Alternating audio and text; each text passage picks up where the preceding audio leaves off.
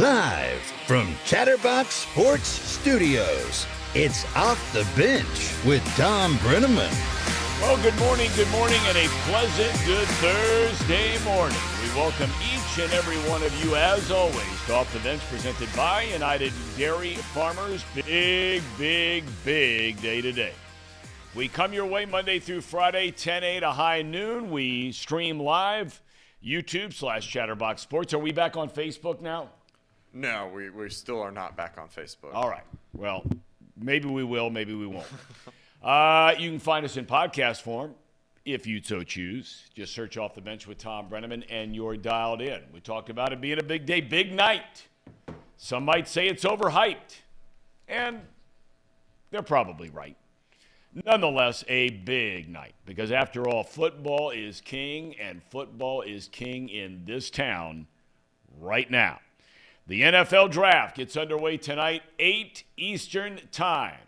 Who will be the number one pick? What quarterback goes first, second, third, even fourth?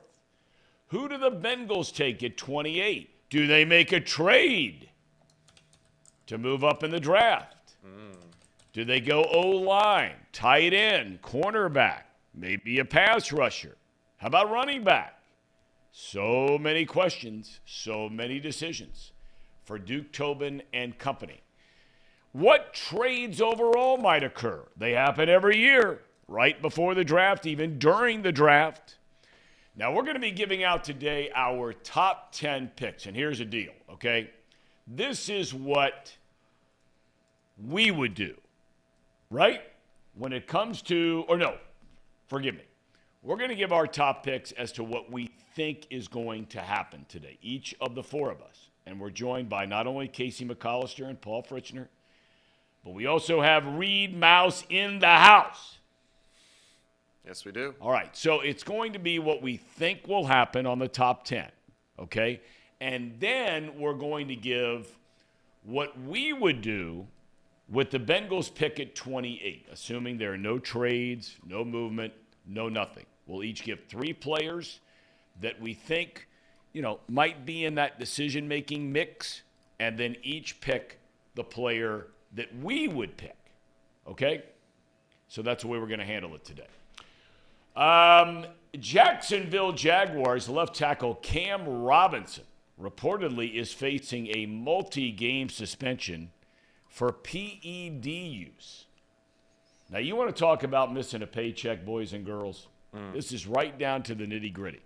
For every game that he is suspended, he just signed like a $53 million extension before last year, $888,888 per week. Could you imagine getting a paycheck for that per week?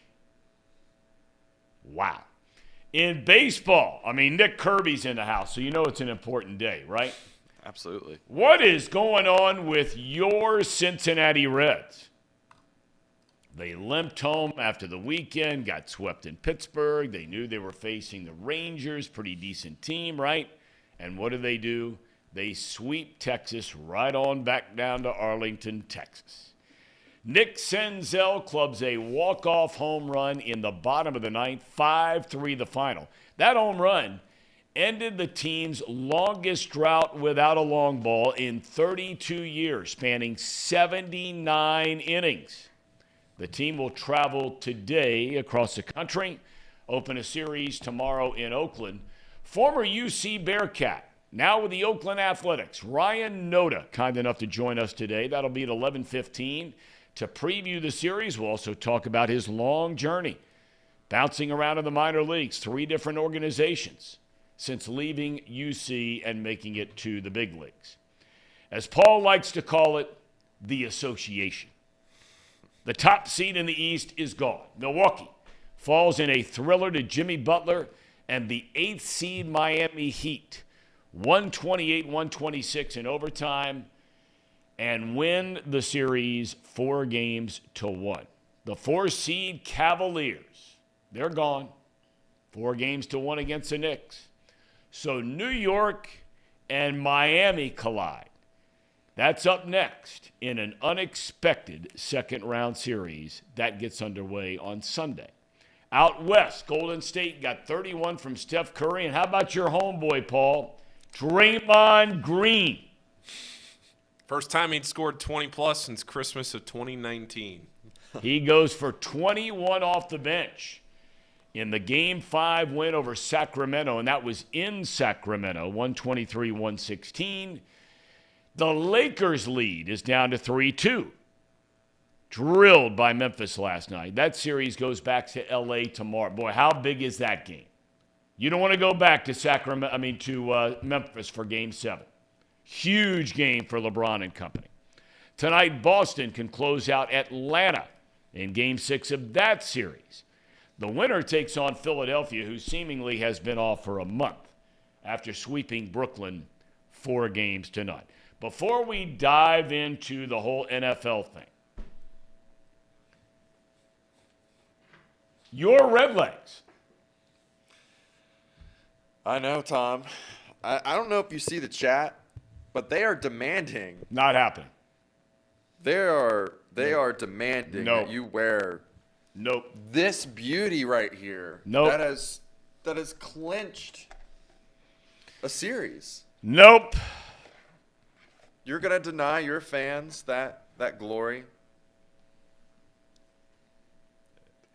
Glory is a strong word. No, I'm not wearing the Viking helmet. Everybody demanding here that I wear it. I mean, Brian's been on it since the second the chat showed up. Boom Shakalaka is back today. But, you know, it is funny. And Nick Kirby, by the way, says he'll be watching Lake County at Dayton tonight and Rocket City at Chattanooga tonight. That's why we have Nick on the show, along with Trace. I mean, dialed in. Big league club and the minor league teams, right? Absolutely. And everything going on. But, give it up to the Reds. They came home, and I'll say this, and I made the comment yesterday, the Rangers are going nowhere. It's a great series win for the Reds. I'm not taking anything away from them because as bad as they looked against the Pirates, they showed a lot of heart and a lot of toughness and a lot of intestinal fortitude in that series against Texas. Texas is going nowhere unless they address that bullpen. That bullpen is brutal. I don't think their starting pitching is any good. But, I know they got DeGrom, and, he's been kind of in and out, hurt a little bit. Hadn't pitched really in 3 years. John Gray's not bad, but they're not very good. But nonetheless, the Reds aren't very good either. And they found a way. I feel really good for Senzel. I don't know the kid all that well. I mean, I've been around him, talked to him a number of times. I made the comment yesterday, I feel like they've really jerked him around as a franchise. They've really jerked him around. Multiple position changes. I remember like it was yesterday when the team went down, 3 years ago now. They went down to Miami, and he was having a terrible year. I mean, terrible. Just completely looked lost. They had tried to change his entire swing from the guy they drafted with a top 5 pick coming out of the University of Tennessee. So they're trying to change his swing. They're changing his positions. They've got all these things going on. He's going through all kinds of injuries. We know that story with Senzel. But look, I don't know what the rest of his season's going to hold, but it's nice to see a young man have something good happen for him. You know what I mean? Yeah, I mean, I'll go back to what Trace said during the Pirates series. If you guys were listening that are in the chat, I mean, his whole thing was no one was picking each other up. No one was, making the play when they needed to. This team was just, after one play after the other, just constantly fumbling the bag or just, straight up missing their assignments, not executing well enough. I go back to the one play in the Pirates series. I think this was the second or third game. We got Barrero fumbling the ball, and he makes the throw to first base, but it goes right through Vossler's glove, right? Just stuff like that. And for Senzel to make the play after we got a guy on second base, great job for this Redlegs team. They are just, at least for this series, they made the plays when they needed to, right? That's all we ask for. We asked for them to try to learn how to win, and they're learning how to win. And, that process takes a long time to learn, but this is a really good start for them. Yeah, it is. And to finally break the streak of not hitting a home run by doing it in walk-off fashion was a great way to do that too. Absolutely. Thom, what about our boy Casey over here? I mean, he started from ground zero with baseball, and he's picking it up. I mean, he's just 3 weeks in, and we're rocking and rolling. 3 weeks in, and he's on top of it, Thom. I'm so proud of Casey. I'm really proud of Casey. We've had to clean things up a little bit here with Casey because, you give him all the credit in the world. I'm with you there, Reed, that he's really engaging in learning baseball. But there are little things, and Reed, this being a baseball guy, right. Paul, you can always pick up. I remember years ago when Fox got the rights to NASCAR, and Ed Gorin, who's running Fox at the time, is our executive producer. He asked me to come be kind of like the face of NASCAR on Fox, right? I've never followed NASCAR. I don't know anything about it. And he's trying to talk me into thinking about it, and I'm just like, you know what? I appreciate, the opportunity, but I can't do it because people who follow NASCAR or people who follow baseball, there are certain words you use, and then there are certain words you don't use, right? Right. Okay? Take, for example, baseball, okay? When a batter, left-handed batter, I was a left-handed, so left-handed batter, okay? You don't slap a single into right field, right? Right. You slap a single into left field. Correct. Right? Right. The second you hear somebody use that kind of terminology to describe that particular kind of play, right away they're not dialed in on baseball, right? Correct. You can hook it to the right side, pull it to the right, whatever it might be as a left-handed batter. You don't slap it into right field, okay?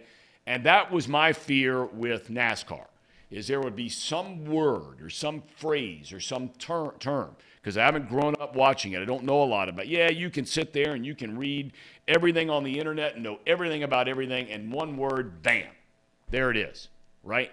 No.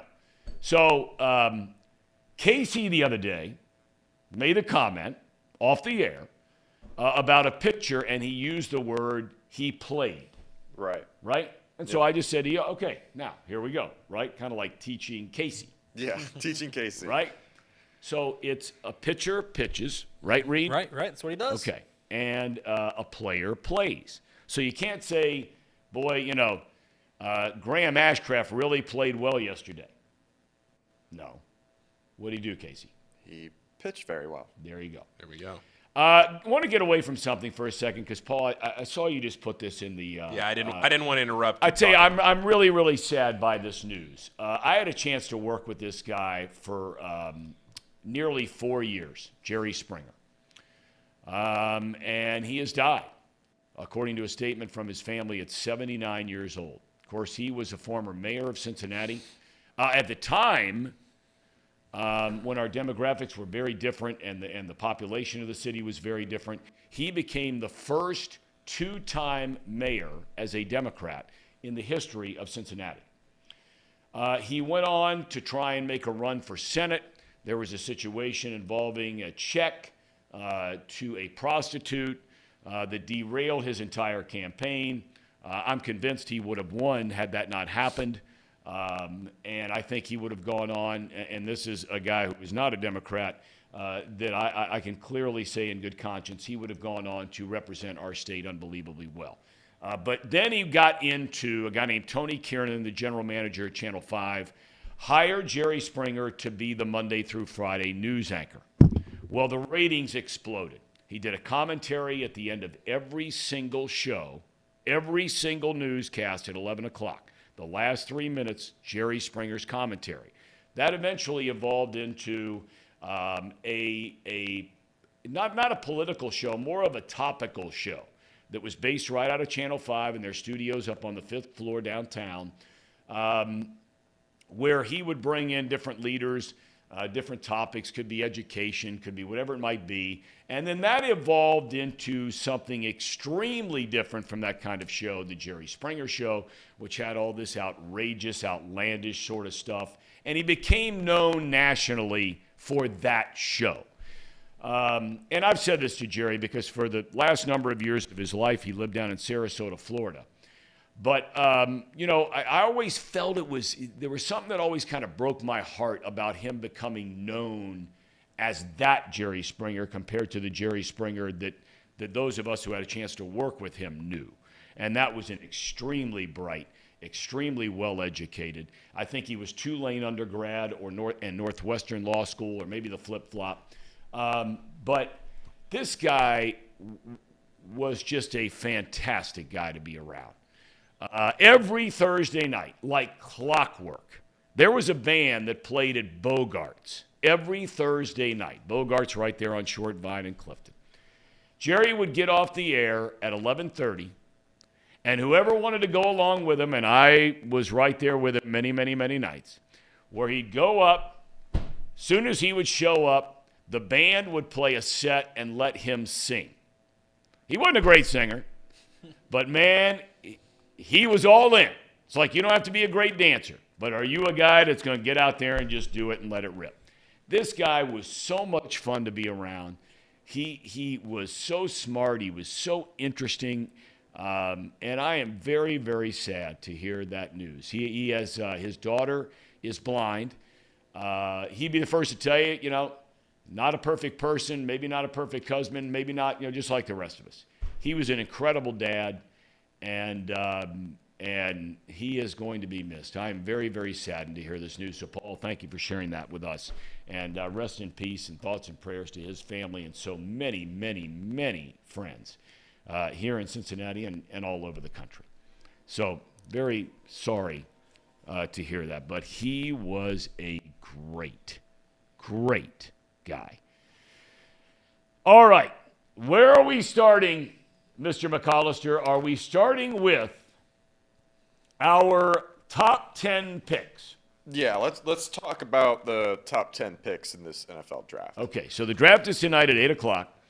And again, this is what we think will happen. And we're going to look back on it tomorrow. Only the first round is tonight. Second and third rounds are tomorrow, right? And then everything else is Saturday. Is that the way this thing works? Yep. Okay. All right. So we're going to do our top 10 picks of what we think will happen. And then today, after we get through all of that, we are going to give players that we think will be available for the Bengals picking at 28. That's assuming they don't make a trade. And then which player we would pick at that point. Okay? So, here we go. This is our quote-unquote mock draft, the very first, on Off the Bench at Chatterbox Sports. And Casey, we're going to start with you because I think it's safe to say, and it's taking nothing away from our good friend Paul Fritchner or our good friend Reed Mouse. You are the guy that is fingers, toes, all body, head to toe, in on this film room guy. Yeah. Right? Yep. All right, here we go. Let's go. Mock draft. Let's get it started. So, basically, let me pull up the first 5 here. We've got them in graphics here for everyone to see. Here's how I think the first 5 rounds will go. I did not anticipate any trades, but that 3 spot there for the Cardinals, just the way that the draft usually goes, that is probably at a 75% chance of a trade for a quarterback there at 3. And from all the rumors and things that we've been hearing about the top 5, right? I think Bryce Young is just the shoe-in there. I think just from what I've heard from the Panthers, there's no reason why they would have traded up so early to go get their guy without Bryce Young. And with the way C.J. Stroud tested, he's been falling like crazy. I think Bryce Young's the pick there. Texans, they've been trying to hint all off season long that they might not take a quarterback at 2. And I think it's because they really believe that either Jalen Carter or Will Anderson is worth the pick there. And, I think Will Anderson is the more premium position there at edge. So that's why I went with edge there. He's a really, really solid guy. I think he's got a really high ceiling. He's a bit smaller for an edge rusher, but hey, TJ Watts exists. So Jalen Carter, I don't think he's going to fall out of the top 5. I really don't. Even with all the character issues, if he doesn't go there for the Cardinals, he's not falling past Seattle. I think Seattle will easily take him. Will Levis, the quick riser. If you believe that. If you believe that. Okay. And I do think there is some merit to it. And I think people will look at just his athleticism, body type. I really think that the Colts would be making a mistake here, but, the Colts' decision-making here as of late has not been the greatest. So that's why I'm picking Will Levis here. Nolan Smith, a very late riser in the draft boards here. Does he have a new nickname, Nola? Nola?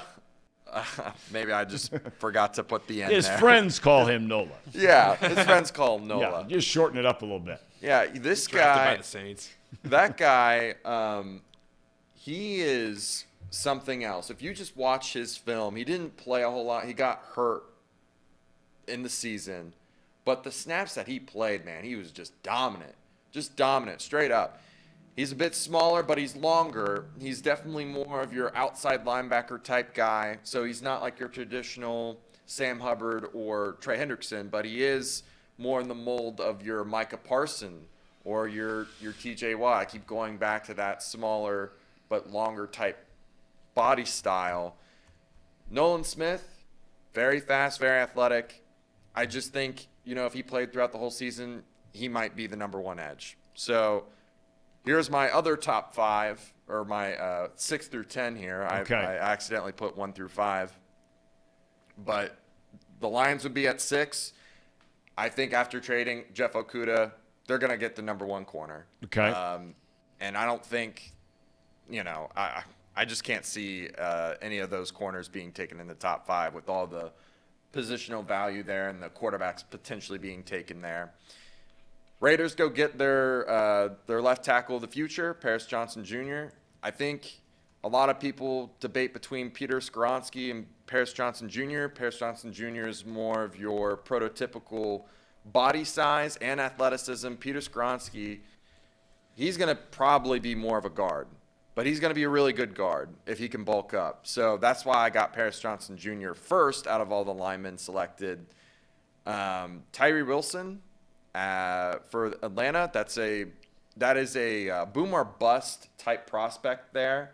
But if he booms, the dude is 6'8", has the longest wingspan out of every edge rusher in this class, and I think probably for the last 5 draft classes. The dude has got some length, and if he's put in the right spot to succeed, yeah, he's going to be really special. And then the Eagles, I think they just solidify their secondary, which kind of struggled in the Super Bowl. They go get Christian Gonzalez, the second best corner in this draft. Yeah, that's my top 10. All right, and based on this top 10, the one glaring name that is not in there, because you have clearly bought into Reddit on Will Levis. Yeah. The one glaring name, the guy you've said all along you think is the best quarterback of the bunch, and correct me if I'm wrong, you have said that. I do. There is no C.J. Stroud from the Ohio State University Buckeyes in that top 10. Yeah, and like I said, I think when you get down to it, it's kind of the way that he reacted to the said news that makes me have great pause. Because he said something around to the words of, I don't have to be smart to play football. I just play football. And teams are going to say, you scored a 19 on the Wonderlic test, which is really, really bad. There are some that are saying that's not accurate, that's been misreported. I'm not saying whether that's true or false. I don't know. Right. I don't know either. I just based off of that, though, alone, and just how the draft has just, some of these guys have rose really quickly and plummeted really fast. These teams towards the end of the process where, I think I go back to the left tackle from Texas right now, Tunsil, where that video came out moments before the draft. This is something very similar to me, where it's not nearly as bad, but I don't think, and to be fair, I couldn't pick a team to trade with the Cardinals. More than likely, he doesn't fall out of the top 10, but I couldn't make that decision, and more than likely, a team's going to trade up. They're going to get Will Levis, and then the Colts will pick C.J. Stroud. I think that's what will probably happen, but, until that, right. I couldn't make that judgment call on who would do it, so that's my top 10 without any trades. If I had to guess who would trade up to potentially get a quarterback, man, it would probably be someone like, I don't know. I could see the 49ers making a crazy trade again, getting up in the top 10. Could see maybe. I see Tennessee moving up. We'll get to that in a minute. Yeah, Tennessee is a good one. Maybe the Packers. But other than that, yeah. Okay. All right. So there you have it. There's Casey's top 10. Mr. Fritzner, we're going Mr. Mouse next. I apologize. So Reed Mouse, you're dialed in on this stuff. What's your top 10 look like, big boy? Dialed in is the accurate Dialed in, description baby. Dialed in. for what me and Paul have for the top 10 draft. But Casey, let's go ahead and do this. Let's rock and roll, baby. All right, Reed, your top 10. Here we go. All right. So number 1 overall, I've got Bryce Young. I'm not buying the Will Levis hype that everyone, the Reddits that said Will Levis is going to go number 1.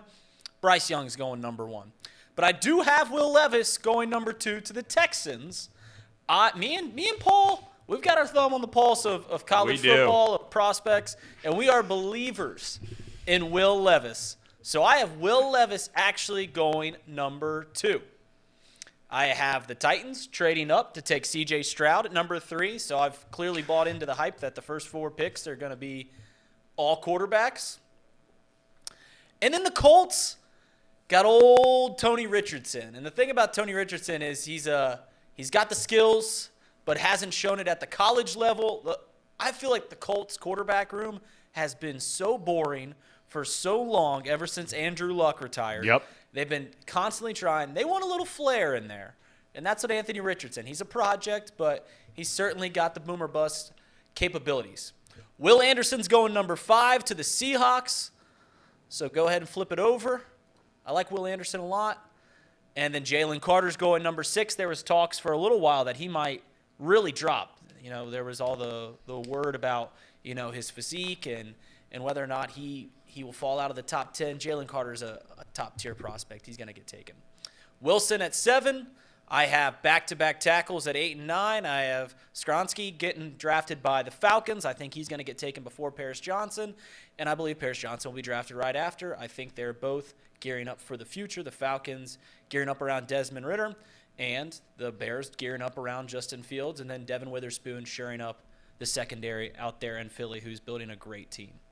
Witherspoon's kind of interesting. We talked about him a little bit the other day, that here's a guy that, a lot of us around here like to watch Big Ten football. I do, and I got to tell you, I felt like the little bit of Illinois I watched, I just never heard his name much at all, and this Gonzalez is getting so much pub. But, man, that guy looks like a player. And if I'm Philly and I got to take him or the other guy, I'm taking Witherspoon too. All right, there's Reed, top 10, solid. Now we go to the guy really dialed in. Dialed in, baby. Draft expert, Paul Fritzner. All right, fly it up there, Casey. I was looking for your picks earlier this morning on Pro Football Focus. I did not see them. Too premium for Pro Football Focus. Paywall. Bryce Young, number 1 overall. I'm fully on board with Bryce Young going first. I do have Will Levis in the top 5, but I don't have him as the second quarterback drafted. I think that a lot of what we're hearing here with the with all this stuff with this cognition test, which, by the way, Casey, you can take the graphic off for just a second.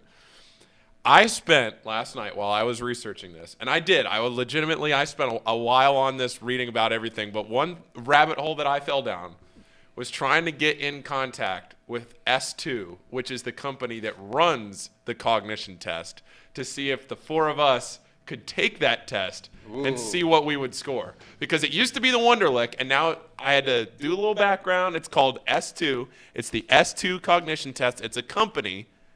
Get in contact with them. The four of us take that test, and we'll see what happens. I don't know. There's some boxes we got to check, but I think that would be a lot of fun. I don't know if I'd look forward to that. Public humiliation. It's like doing math in public, Paul. We've talked about this. Well, Great idea. we're all on the record. All right. So after I got back from that rabbit hole, Will Anderson was going third to Alabama. Levis, our guy, Reed and I's guy, I got him sliding all the way to 4. You guys love Levis? Love Levis. Oh, God. All right, go ahead. Go ahead. He's sliding all the way to 4. Guy couldn't beat out Sean Clifford. Go ahead. Sliding all the way to 4. Jalen Carter, I got him in the top 5. I got him going to Seattle. And then 6 through 10, Witherspoon, 6 to Detroit. Anthony Richardson, why not? Send him out to Las Vegas. Oh, that's all you need. Sending anybody to Vegas. Jackson Smith and Jigba, give our guy Des Ritter a weapon down there. And then Skoronski, the hometown kid, stays home. Quite literally the only reason I put him there. He's from right outside Chicago, went to Northwestern. Yep. Stays home and plays for the Bears. Yep. And then Nolan Smith, not Nola Smith. Nolan, same guy, Georgia. Well, you're not friends with him. Yeah, no, I'm not. So I had to throw Casey is. Had to throw that in there. And he is going to Philly. So that's my top 10. Okay, so, well, you got Witherspoon going way up there. Way up. High on him.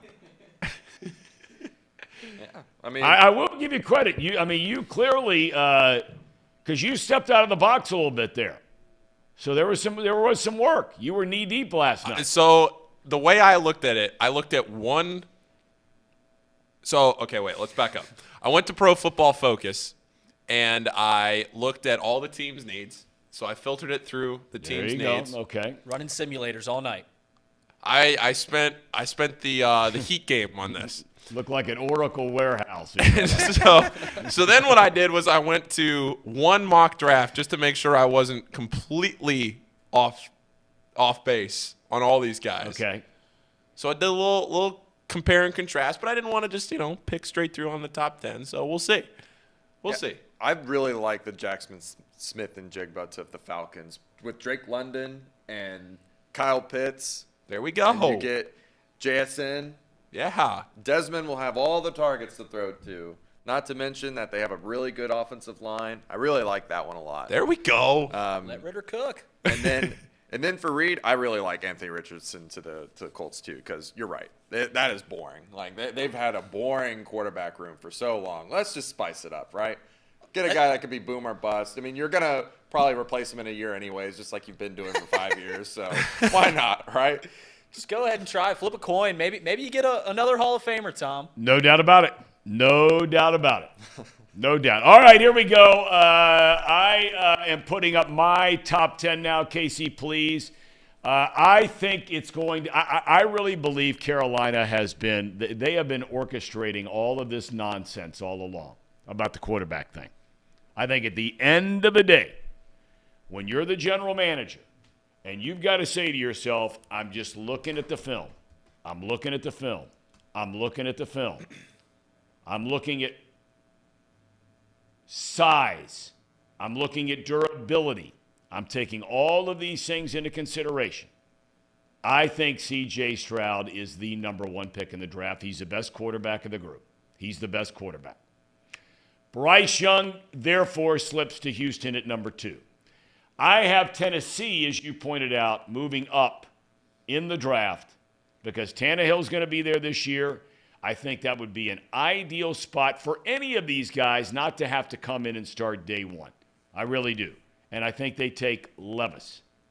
You talked about Indianapolis, okay? Their new head coach in Steichen has worked with a very similar quarterback to Jalen Hurts, right, in Philadelphia. Yep. As offensive coordinator. Yeah. I think Richardson basically fits that mold, although Hurts is a far more accurate passer.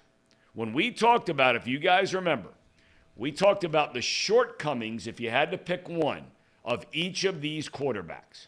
Okay? Yeah. All right. And we said, with Stroud, can he handle pressure in the pocket? Right? And how well he handled that. For me, he answered that question against Georgia. Bryce Young, size. Will Levis takes a lot of hits, throws a lot of picks. 23 of them the last 2 years. And you can give me every excuse in the world. And then Richardson. Terrible, terrible completion percentage. Unless you were throwing the ball behind the line of scrimmage, which he led the nation in that. Best accuracy. Well, he'll be doing that a lot with their running back there. Can't remember his name. With Jonathan the Colts, Taylor. but Jonathan Taylor. Okay, I got Carter going number 5 to Seattle. Perfect Pete Carroll kind of guy right there, creating havoc, getting Seattle back to playing defense the way they used to play defense. Agreed. Then we move on 6 through 10. Anderson ends up with the Lions. My man, the fighting Chris Spielmans. That would be devastating. He'll be on the other side with your guy, Hutchinson. He's not my guy. That's your guy. I like Hutchinson. From that school up north. You can have him. Tyree Wilson. They like those pass rushers, and they always seem to miss out in Oakland. Now, Vegas. They're going to take a chance at another one. Here's my surprise pick. I think Van Ness goes to Atlanta. They're building up that defense out of Iowa. Skoronski, we've talked about him. Chicago guy. Witherspoon, number 10, to the Eagles. Casey, what do you like or dislike about that top 10? Out of the top 10 that you have here, Tom, let me see here. I think I like your top 5. I think that's a very realistic possibility that the Titans move up. I think Will Levis makes sense for them. I like Anthony Richardson to the Colts. The 6 through 10, I mean, I love Will Anderson to the Lions. I mean, you talk about a dominant defense with Aiden Hutchinson and Will Anderson together. Game over for everyone in the NFC North. Just forget about it. It's Lions territory there. The Tyree Wilson to the Raiders, I'm not sure if I like that or not. I think they would much rather try to fix their offensive line, which was such a huge issue for them. They got Max Crosby and Chandler Jones there at the edge. I know Chandler Jones didn't do quite well. And they're getting older. They're getting older. I think they would want to fix their offensive line, which then brings me to Luke Van Ness. Luke Van Ness reminds me of Sam Hubbard, which I don't know if I would take him in the top 10. Okay. But, I mean, that's a solid defensive edge player for the Falcons team that struggled on defense. Yep. And they've built that thing up in the offseason with free agents. Right. And then, like I said about my other top 10, Peter Skoronski to me, I think there's some hesitation there with his length that I just don't know. Like, you could potentially – Now, I went with – I don't mean to interrupt because I'm with you on this. I mean, we were all picking on what we think will happen. Right. If I were the Bears, I'd take Paris Johnson Jr. over Skoronski all day, every day. Yeah. But I think that whole thing like you talked about, right? I think it was Bring him Paul, home. but Okay, Illinois boy. guy, Chicago guy, Yeah, Northwestern guy, all that stuff. You know, I think there's going to be a little pull in there. How much of that noise they listen to, I don't know. Yeah. And then Devin Witherspoon going to the Eagles is also really, really good. I like that pick a lot for them. To me, I think that pick for the Eagles is going to be BPA regardless. I think that what you had there is BPA. Devin Witherspoon is a can't-miss prospect at corner. So Wasn't he the Big Ten Defensive Player of the Year? I think he was. I think he was. That's rare to see in a cornerback. Normally Right. it's those edge rushers, the Boses and the Hutchinsons in the world, right? Yeah. I think Witherspoon was the Big Ten Defensive Player of the Year. Yeah, I'll just double-check. I think he was. Yeah, he was. Okay, my son just texted me. Boy, it's good to know that he's getting a good education in high school. Because he's got time to watch our picks. He's locked in. I don't know what the hell's going on down there. He's got time to watch our picks and comment. Hey, He tells me, he says, 0 chance Stroud going number 1. And he says what we should do is parlay our first 4 picks, put $1 on it, and if I'm right with my first 4, Luke tells me we will live in Cabo for the rest of our lives. I like that. Let's do that. He says he's sitting in the back of AP Gov right now. Oh, that's the perfect spot to text. Yeah, perfect spot to watch. Politics. Yeah, that's right. Arguing with his teacher. Uber lib. Go ahead. I never heard your opinion on C.J. Stroud's comments on the quarterbacks he looked up to. Who were they? I didn't see it. This was about a month ago. They asked him what quarterbacks he looked up to, and he said Deshaun Watson and Michael Vick. Okay. Which was Your mic is possibly unplugged, Reed. oh no, it's plugged in. There you go. Was it not plugged in? No. We got to get a different mic over here. Yeah, the player formerly known as Mouse Cop, who I used to think was you in your It's not me. burner account, says keep Reed's mic off. So that's obviously not. But no, did you ever see that C.J. Stroud comments when they asked him what quarterbacks he looked up to? He said Michael Vick and Deshaun Watson, which is an interesting duo to look up to. Well, I think it's probably safe to say that for a lot of young African-American quarterbacks, Sure, no doubt. those were 2 of the guys. They're not the only 2. I mean, Doug Williams, I think, was the first to win a Super Bowl, if I'm not mistaken, back when he came on board with the Redskins, formerly known as the Redskins, now the Washington Football Wizards. Mm-hmm. Paul's guys from that elitist part of the country. Hey, they're on the upswing. But I'm not surprised by that. Matter of fact, I think if you took a poll for most young African-American quarterbacks, I think by far Michael Vick would be the first name that comes out of their No doubt. mouth. He's exciting. He was a lot of fun. Oh, man, was he exciting. It was a lot of fun. No doubt about it. Gosh, exciting. Luke asks, did we see CJ's mental score under pressure or whatever that test was? Maybe we get Luke to take the test with us. Yeah. We'll get I a mean, fifth person. He's clearly not doing anything in AP Gov, so. Well, you got that right. Well, he showed up last night. Luke did under pressure. He might do well there. Yeah. I mean, just shut down another opponent in the cage for the mighty Marymount Warriors. Did we beat Ohio's the number Braves? 1 goalie. Reigning goalie of the year. Have I ever said that before in this program in the state of Ohio? No, but okay. He's going to chime in, and clearly he's not learning a thing at school. Our taxes are paying for I don't know what, and our tuition, I don't know what in Indiana next year. He's already going. He knows he's going there. He was goalie of the year, Senioritis. Tom. He was goalie of the year, Tom. What was your crowning athletic achievement? Just making the team. Making the soccer team And sitting on the sideline watching us play in a state championship game. for the Anderson Never got Football off Club? never got off the bench. Never got off the bench. Well, that's the name of the show. Yes. All right. So if there's one thing, Casey, that you don't like about Paul and Reed's picks, one name you don't like, since we really look at you as the expert in the room, what don't you like that stands out? Not 2 or 3. Give me one name before we get to the Bengals picks. Man, I don't know if they really – there wasn't really anything that was, like, shocking to me other than I think Peter Skoronski is going to be a really good guard if he bulks up. I just don't know if he can handle the tackle thing because what I see, and people are going to be like, oh my gosh, but it's literally the exact same circumstances. He's Jonah Williams 2.0. Maybe a little bit. Wow, better than now Jonah there's a strong take, Mr. Williams. McCollister. He's a little better than Jonah Williams, but he's not You think he's better than Jonah Williams coming out of college a little bit as a tackle? as a tackle. Better than Jonah Williams, starter at Alabama. Yeah. And they're getting picked in the same round.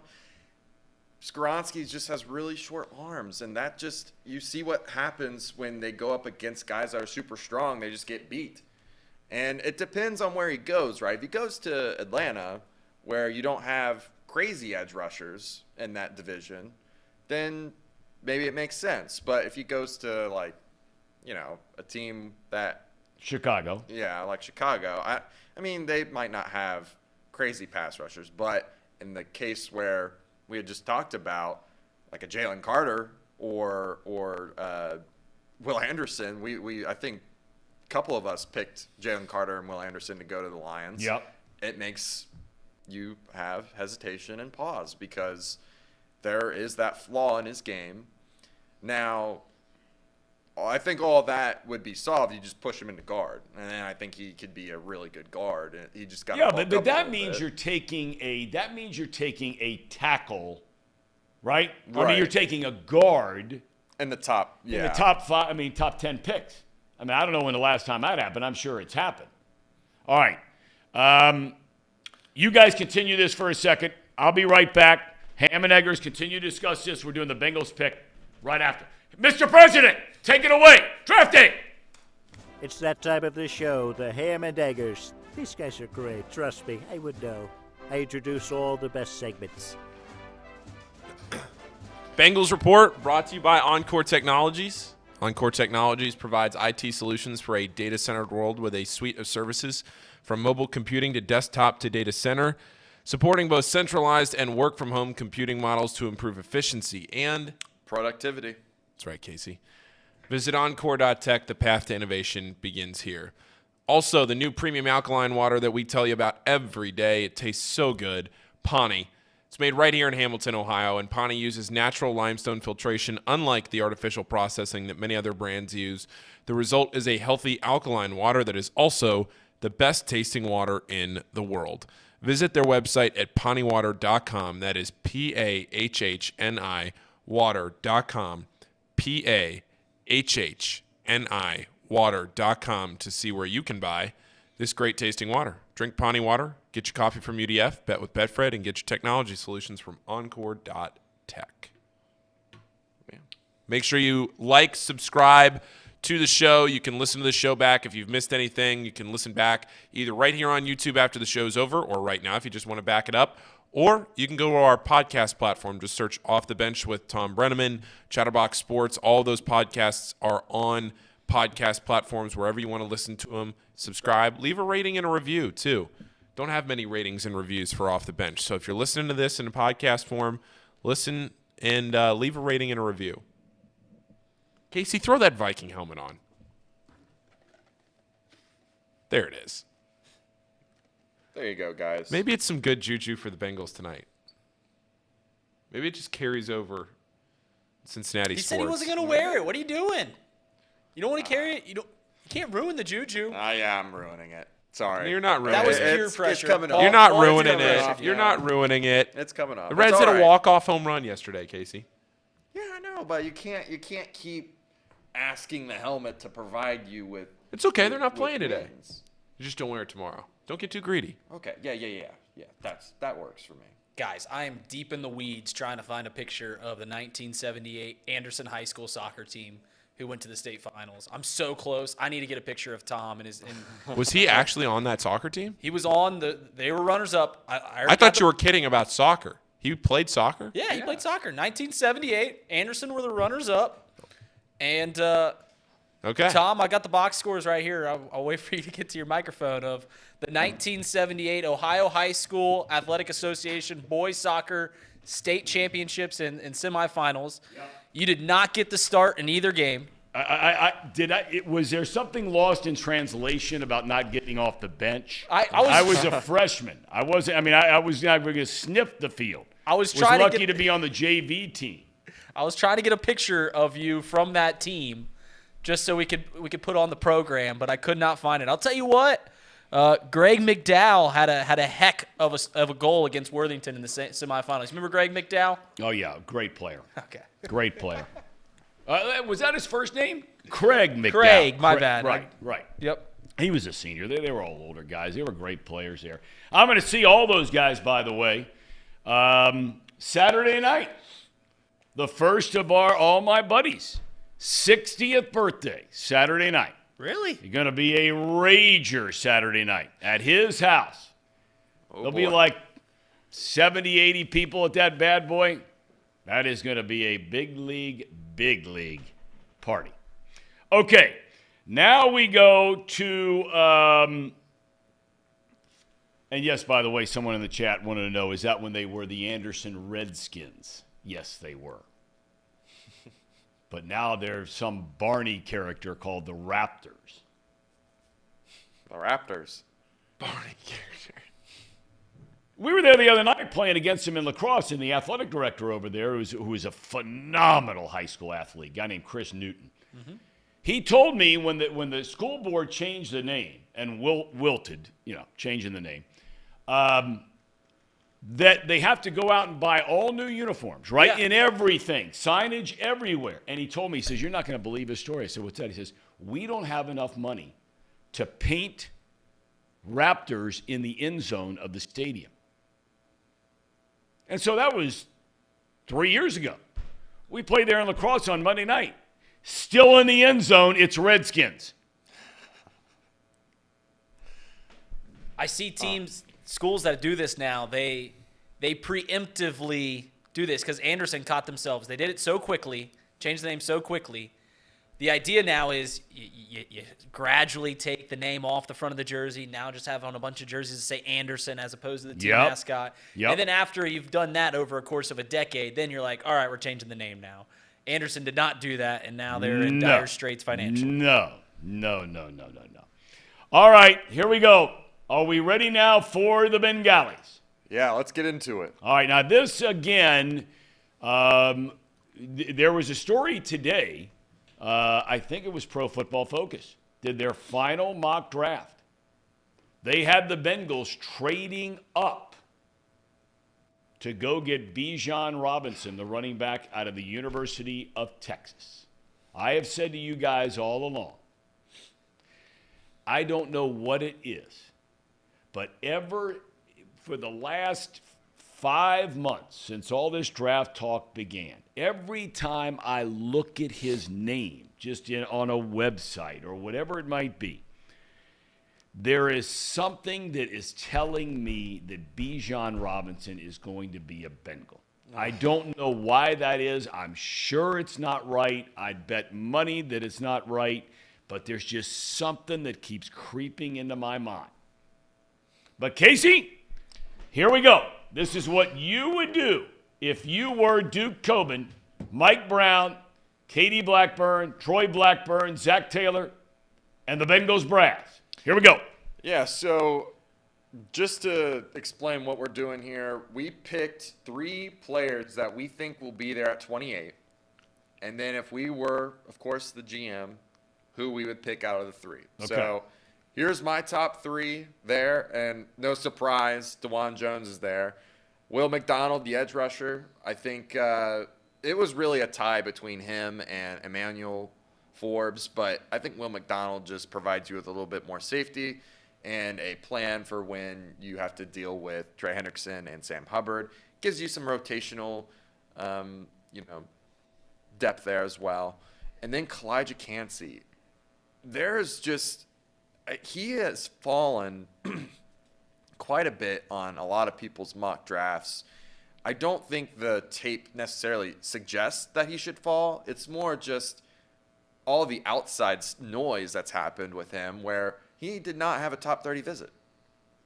None of the teams wanted to visit with him, which is just very odd for a guy that potentially could be in the top, 32 picks. So Kalijah Cansey potentially being there, I think adds what you were missing last year, which is interior pressure in a guy that can really just dominate at least on third down, third and long, passing situations, which the Bengals found themselves a lot in during the championship game. And I think he would have made the difference in that game.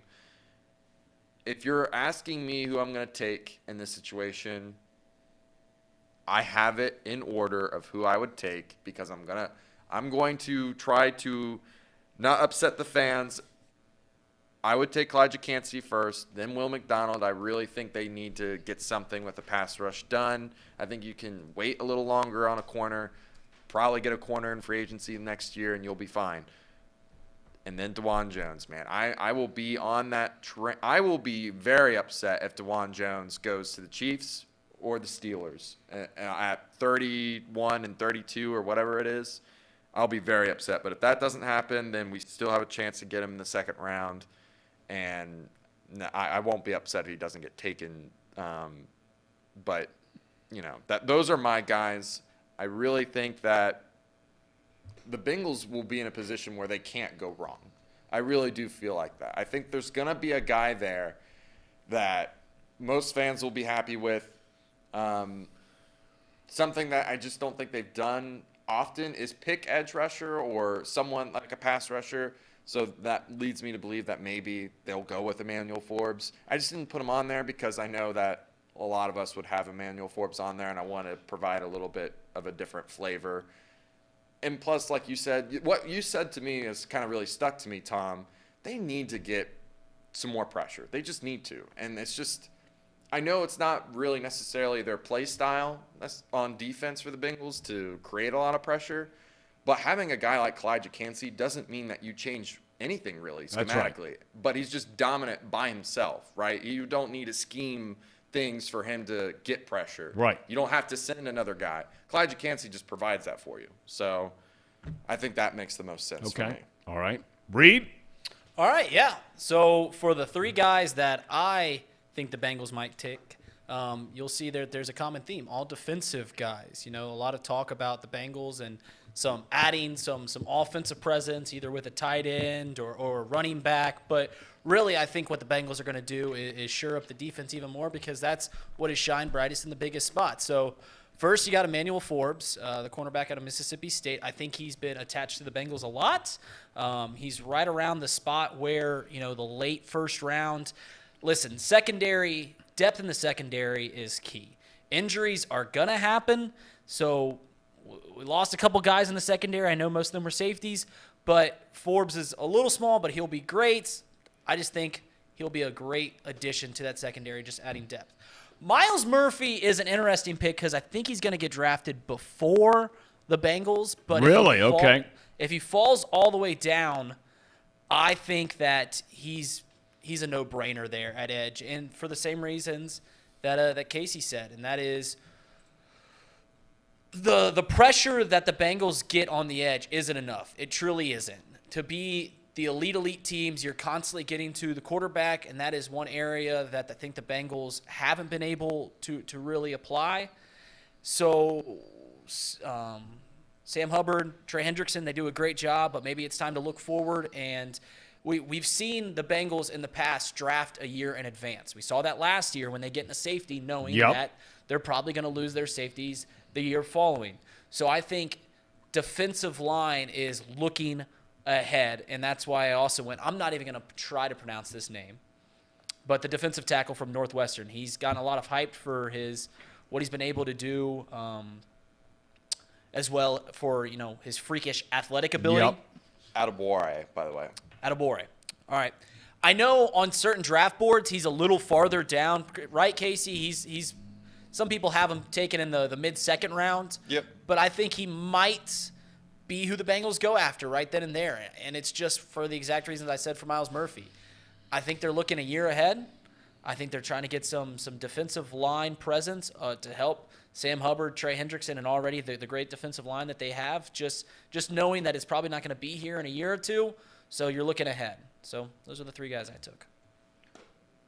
All right, Paul. All right, so the way I handled this was I figured the top three positions that the Bengals needed, and I picked one of each. So I went with Mike Mayer if he's available there. I don't know if he'll still be available at tight end. I mean, if you've listened to this, you know how much I think of Mike. I'm very biased towards him, but that's fine. I'll get that out in the open. Cam Smith, cornerback. I mean, kind of to what Reed has been talking about defensively. I think the pick here could be on the defensive side of the ball. And I would love, especially if Mayer isn't there, to go with somebody that can get to the quarterback. I want pressure. So these are my three guys. Mozzie Smith, Cam Smith, two Smiths and a Mayer. All right, who are you picking of that three? I can't back down from my take of Mike Mayer, but He's a freak. I similar to my other takes where I I can't back down from that. I would take Mayer, but if not, I want somebody that can get to the quarterback, so I put Mozzie Smith up there. Did you pick a guy, actually?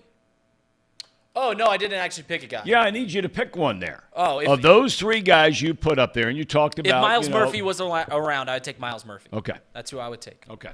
All right. Casey, any thoughts on those guys and their picks? Yeah, I think the Adebawore is actually a really underrated pick, and kind of the same reasons as why I picked Kalijah Cansey. I think they both are very. One is more athletically sound and has better physical traits. Right. Adebawore. The film isn't as good as Kalijah, but the testing was just off the charts. It's the dude that ran a 4.4 at 280 or whatever, right? 4.5. I mean, it's just insane. I think that there's a reasonable option there, and I like that as a dark horse pick. I like Emmanuel Forbes a lot. I think for Paul, I grade me, Casey. I like Michael Mayer. No, you don't. I think he's a safe pick. I'm just not a fan of safe picks. Okay. I like Mozzie Smith as a nose tackle guy. He would definitely be the replacement for Reeder, and it's coming, people. It's coming. It's going to happen. We're going to be paying all these guys. Mozzie Smith makes a lot of sense for a guy that you're looking in the future. He's also a guy that if Reeder ever went down, you're not having to completely change your scheme like we've had to in the past where we didn't have that big guy up front. Like B.J. Hill's, he's not a nose tackle. He's a 3-tech. So Mozzie Smith makes a lot of sense there. I like Cam Smith as well. He's getting some top of the second round vibes, which might make a lot of sense because maybe a lot of the corners go off on the board and they want to pick a corner. I like it. I like a lot of these guys' picks for the Bengals. Like I said, I think there's a lot of guys on here that make a lot of sense that I don't think the Bengals could go wrong. And I think all these guys literally have a chance to be at 28. Okay. All right. Here are my three. You have Forbes, the DB out of Mississippi State. Will McDonald, Iowa State. I know a lot has been made of the style of defense that he played in at Iowa State. And then you have DeJuan Jones, the offensive tackle from Ohio State, right tackle. I think the Bengals feel like, and these are 3 of 4 in my opinion. I'm putting tight end 5th. The top 4 needs for the Bengals in no particular order, and that's up for Duke Tobin to decide. Reed, I believe, accurately points out you have to start looking for now the next wave, okay? So as far as your roster and the makeup of your roster. So you have a pass rusher, you have an offensive lineman, you have a running back. This is in no particular order. And then you have a corner, right? The game has evolved where you cannot have enough good secondary players because teams are spreading it out. The run game is not as prominent as it used to be. Teams want to sling it around. I'm going to take in that group, I'm going to take Emmanuel Forbes. The only thing, the thing you love about him, there are guys that are just playmakers, that are ball hawks. Yeah. I think he had 14 interceptions. It's been a long time since a Bengal had a lot of interceptions. It was a corner. I think Reggie Nelson led the league one year as a safety in interceptions. So it's been a while since they've had a corner that is a ball hawk playmaker. I think he returned 6 of those picks for touchdowns. Yes. The only thing that worries me a little bit, and so, when I'm sitting there looking at their corners moving forward, Cam Taylor-Britt, first-year starter. Awuzie coming back from ACL, contract up in a year. Hilton, your slot guy, you brought Sidney Jones in to kind of be the Eli Apple of a 6th DB back there, right? So I think they got to get younger there. They got to get more athletic there. The only thing that worries me at all, and it's been said by everybody, is the guy weighs 166 pounds. Yeah, I mean, and the Bengals are a great, not good, great tackling team. I mean, he comes up and plays really well in the run game too. I mean, if he was 185 he would be right there with Gonzalez and Witherspoon. He has that good a film. And I really don't think the weight is necessarily an issue, mainly because he played at like 175 in college, right? He slimmed down to have some better times in the draft, the combine process, and pro day process. And I think once he gets to the NFL, he's going to be on the big boy plan. You know what I mean? They're not gonna let him play at 165. You're not going to get a guy like that. Now, how much weight he can put on, I don't know. I at least expect him to be at 180. I think he can get there, and if he's there, you're okay. You're okay. You're okay. I would agree with that. 100%. Well, it's going to be fun. We're going to go through our second and third round picks tomorrow. Somewhere in this mix, fellas, they got to get a running back.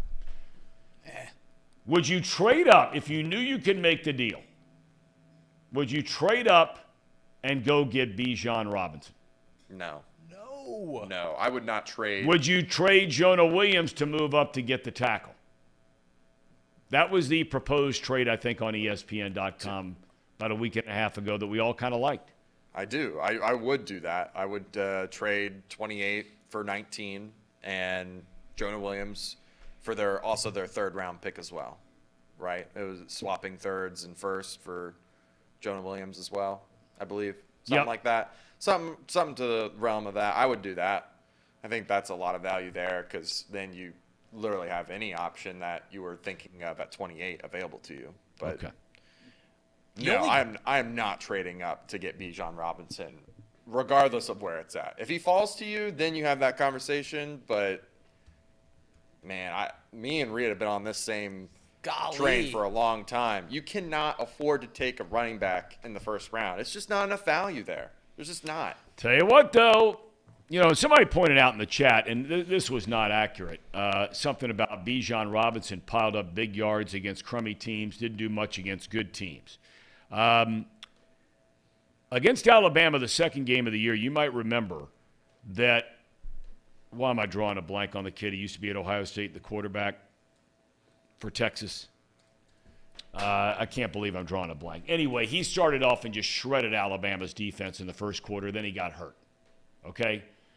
Alabama knew that. They were putting in a guy I'd never played before at quarterback for Texas. So they just zeroed in on Stuffin Robinson, and they did. He only had 57 yards. But you look at some of the other teams they play. Oklahoma, 130. Iowa State, 135. Oklahoma State, 140. Kansas State, who won the Big 12, 209 yards rushing. Kansas, 243. Kansas had a good team. Baylor, 179 yards rushing. So Robinson did not back down against the quote-unquote big boys. Do we have Ryan Noda in yet? No, we do not. And you were thinking of Quinnen Ewers. Thank you very much. Which, by the way, did you see that story? Not to get off topic, but, we were talking about this, if you may remember, when Arch Manning, right, committed to go to Texas as a quarterback. And Ewers started off hot, tried to come back, struggled down the stretch. But we wondered, was Manning going to step in there and be the starter day one? As it stands right now, Ewers is a starter. Steve Sarkisian's already said that. The thing I found amazing, did you see his comment yesterday about Arch Manning? He has not accepted a penny of NIL money. Really? Everybody said when he went there, because Ewers is already making 7 figures there. He was at Ohio State and barely played 2 downs, right? And then out. Goes to Texas, signing deals left and right. Manning, who comes from some money. Now, this isn't Peyton's son or Eli's son. This is Cooper's son. According to Sarkisian yesterday, said he's not taken a nickel of NIL money, which I just found mind-boggling in a day and age where that's all we hear about, right? Yeah. He was the most heavily recruited player in college football last year, by far. And it looks like his freshman year, maybe it's the best thing for him, that he's not going to start. That isn't finalized. Any minute now, we're going to be joined by Ryan Noda. And, for those of you that don't know this guy's story, He plays for the Oakland Athletics. He's on a major league roster for the first time this season. And the only reason we're having anybody from Oakland is because the Reds are playing them tomorrow night, starting in a series out in California. He grew up in Fox Lake, Illinois, was not drafted out of high school. So he comes to the University of Cincinnati, where Ryan Noda played 3 years there. You get drafted in the 15th round of the major league draft, you're a pretty good player. I know it's not first or second or third round, but 15th round, Toronto takes him in 2017. 3 years later, the Blue Jays want to go get Ross Stripling to be on their pitching staff. So Noda is the main guy in that deal, okay? For the Dodgers, over in their minor leagues over 2 years, he hits 54 home runs and knocks in 180 runs over 2 years in the Dodgers minor league system.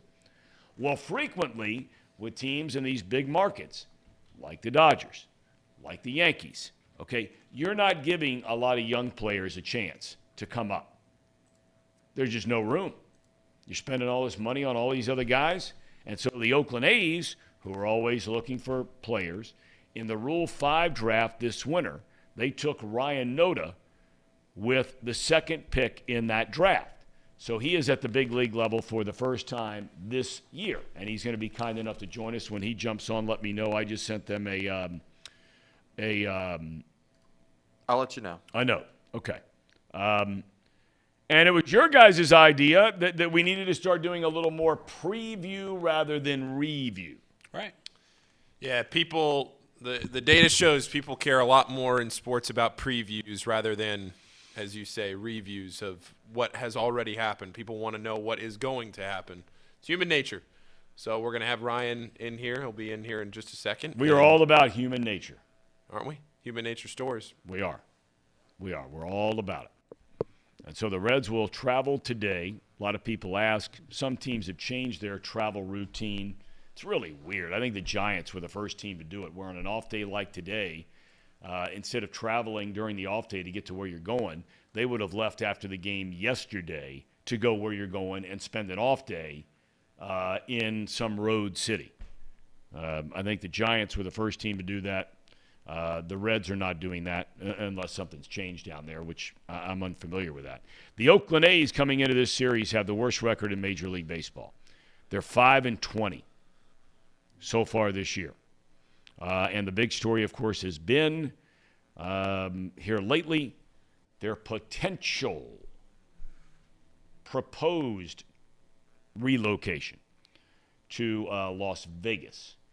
But we're not going to ask, we'll ask Ryan a little bit about that, what it's like to be around there and the whole 9 yards. I mean, we've seen crowds. Yesterday, the Reds had their largest crowd of that series against the Rangers, and it was 10,000 people.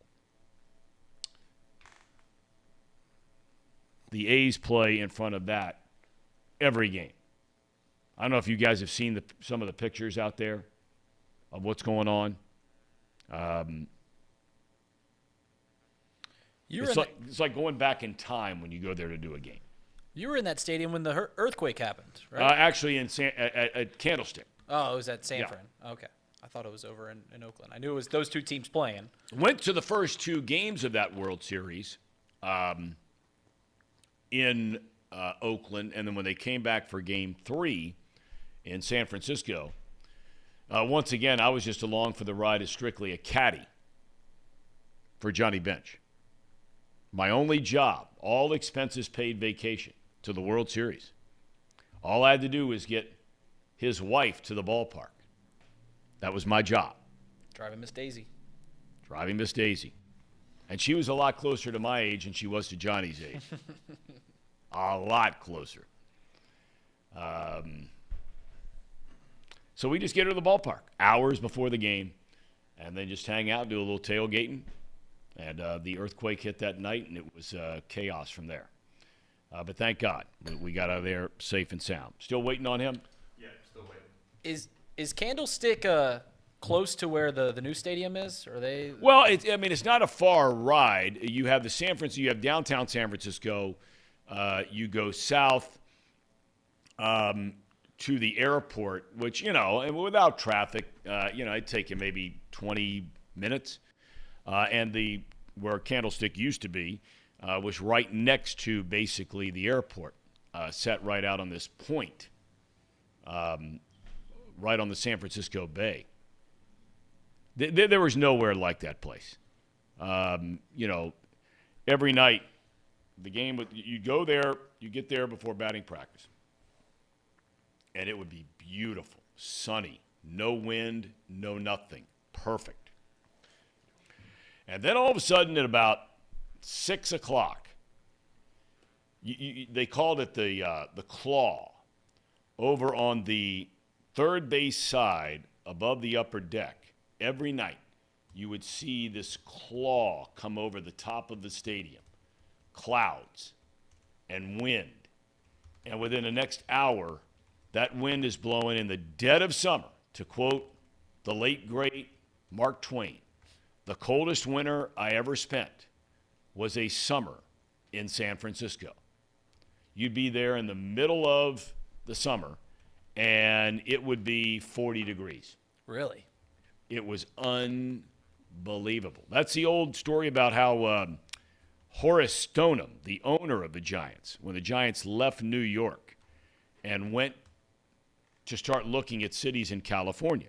Walter O'Malley is the owner of the Brooklyn Dodgers, right? So both teams, late 50s, are going to move out west.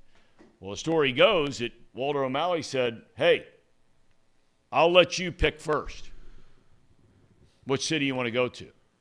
But he made sure, after doing a lot of research, he made sure that when they took Horace Stoneham to look at a potential site for where the ballpark would be in San Francisco, that he took him there at roughly 1 or 2 o'clock in the afternoon.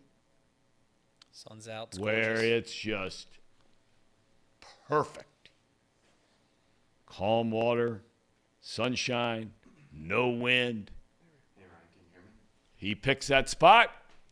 The Dodgers go to Dodger Stadium in L.A., and the rest, they say, is history. Is he ready to go?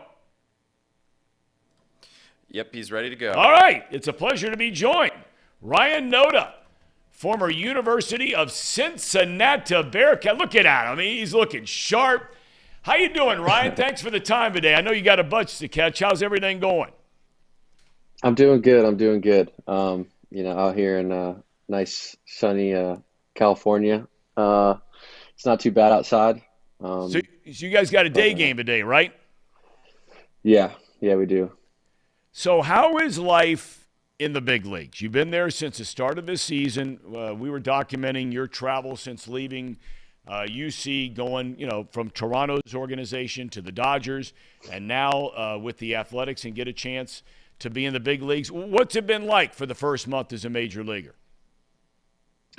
It's been pretty sweet. Definitely learned a lot in the first couple of weeks from, a lot of my veteran teammates and even some of the young guys like myself on the team. So it's been a great experience, and, we haven't got a lot of results that we want, but hopefully that turns around here shortly. Tell me something and tell us something that you've learned as a player a month in the big leagues, and then something you've learned just as a person, whether it's the travel in the big leagues, a hotel in the big leagues, private planes in the big leagues, all that kind of thing. What would be one of each? I think from a playing game standpoint, that it's at the end of the day, no matter who you're facing, no matter what team you're playing, it's just baseball at the end of the day. And I think that's the coolest part. And then I would say travel, the hotels. Hotels are pretty nice. We stayed in some a lot better hotels than I have been in the past couple I years. would think That's you're for sure. right. I have no doubt about yeah. that. Those are big league joints. Who's the one guy? I mean, you just said, baseball is baseball, and you'll hear guys say that from time to time. But has there been an at-bat where you walked up, maybe it was your very first at-bat, and it didn't matter who was on the mound, But has there been a guy where you walked up there and you're like, man, I've been watching this cat on TV for however long, and I can't believe I'm stepping in the box against who? It was definitely this past series in DeGrom. Been watching him a lot the past, I'd say, like 5-6 years. Just studying him and stuff like that. So he was definitely one guy who stepped in the box, and I was like, all right, I'm ready for this. And he's pretty good, man. He's pretty good. How'd you do against him? We'll get him next time. It's one of those type of days. He was on. His stuff was working, locating well, tunneling pretty well, and he got us pretty good. So, well, he's done that to a lot of people. Did you I mentioned earlier when you were coming out of high school in Illinois, were you a Cub fan, White Sox fan, Cardinal fan? Because there's a lot of kind of split allegiances here. Who'd you grow up rooting for? Yeah, I actually grew up rooting for the White Sox. Yep. No kidding. Yep. So it was me. It's actually my dad, my brother, and myself, who were White Sox fans in our family. Most everybody else is Cub fans. But growing up, I was a South Side guy. When you don't get drafted out of high school, how'd you end up at UC? Ty Neal, the former coach, he was at Indiana, recruited me when he was assistant at Indiana. And then once he got the head job at Cincinnati, went on a visit, loved the campus, loved the city, and haven't left. Did you used to go down to some Reds games when you were here? I went to a couple, a hand, not too many, but a couple when I had the time. All right, so you're drafted by Toronto. You get in that organization, and I mean, you're moving up pretty quick. Then you find out you're getting traded to the Dodgers. What was the feeling like when you get traded? Because for players, they react in different ways. Sometimes you're thinking, oh, I'm going to get a good chance here, where maybe I wasn't there. But I had made the comment earlier that with teams like the Dodgers or the Yankees and some of these big supermarket teams spending a lot of money on free agents, young players kind of get stifled in those systems a little bit. Yeah, it was definitely – I was in awe at first. It was a shock.